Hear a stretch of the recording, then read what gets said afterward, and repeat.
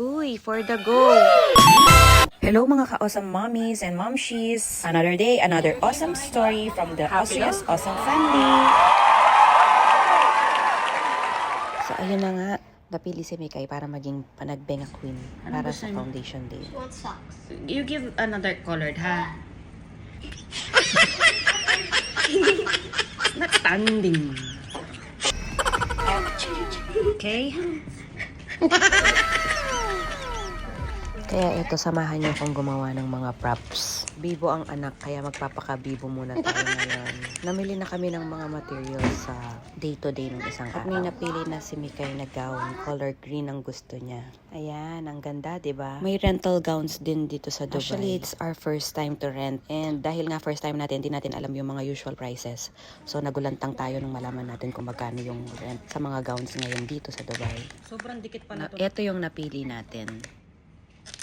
Ayan, ganito pala yung peg ng costume na sinend sa pressurized cooker ang nanay. Ayoko naman magpatahi kasi once lang naman gagamitin, diba? At saka bukod doon, nagtitipid talaga tayo kung saan tayo makakamura. Ayan, nagsisimula pa lang ako sa kanyang crown and ang reklamo ng princess. Oh my gosh, what happened to me? Dahil ganun yung peg ng gown, namakyaw tayo ng bulaklak sa day-to-day. We have this. We have this. We have this. We have pink. We have this one. We have this.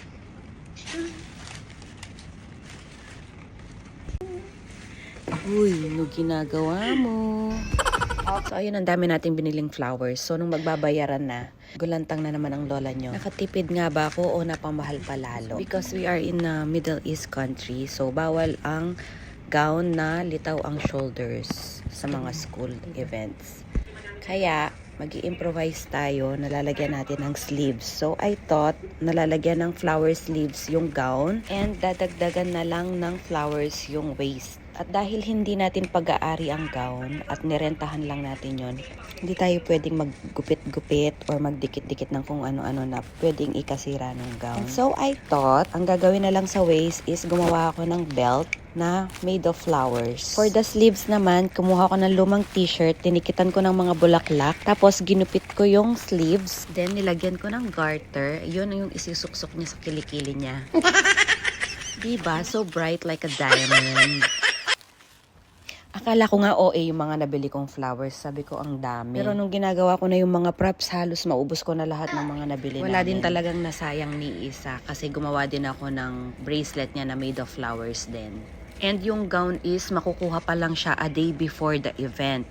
So, nag-WhatsApp ako dun sa nirentahan namin asking if pwedeng makuha na namin ng Thursdays. So, ayun, hindi sila pumayag, hindi pa daw ready. Friday pa talaga mapipick up yung gown. So, kailangan kong tapusin yung mga props at sa Friday evening ko palang maa-assemble yung mga pinaggagawa ko. Hindi ko pa talaga alam kung magwo-work yung mga ideas ko.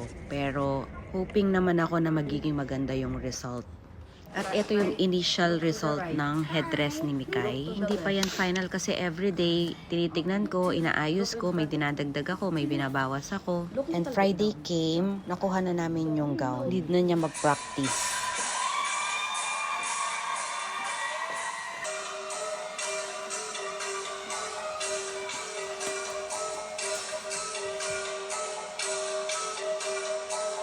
At after that, pinatulog ko na ang prinsesa. At ako nagpuyat para matapos na ma-assemble yung mga anik-anik sa gown niya. Creative mom. Ayan, siguro okay na to.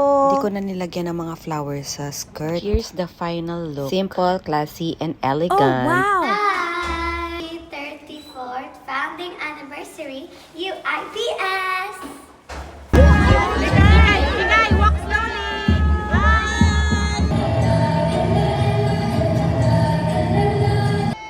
And the foundation day came.